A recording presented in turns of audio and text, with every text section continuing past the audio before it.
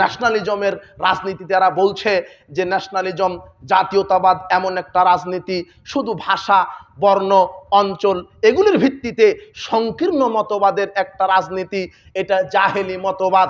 বংশ, অঞ্চল, ভাষা, বর্ণ, অর্থনৈতিক ঐক্য, শাসনতান্ত্রিক ঐক্য, এই ছয়টা হলো জাতীয়তাবাদের মূলনীতি।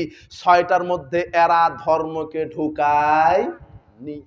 ধর্ম চলবে না, রাজনীতিতে ধর্ম চলবে না আমাদের মতো। না হলে তো বড় বড় বোতল খাওয়া যাবে না, না হলে তো দুর্নীতি করা যাবে না। এই জন্য এরা রাজনীতিতে ধর্ম ঢোকাতে চায় না।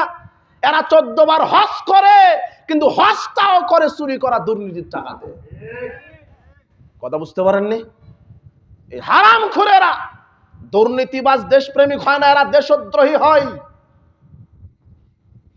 নেতা তো হবে সে যে তাকওয়াশীল, পরহেজগার, কোরআন হাদিসের জ্ঞান আছে।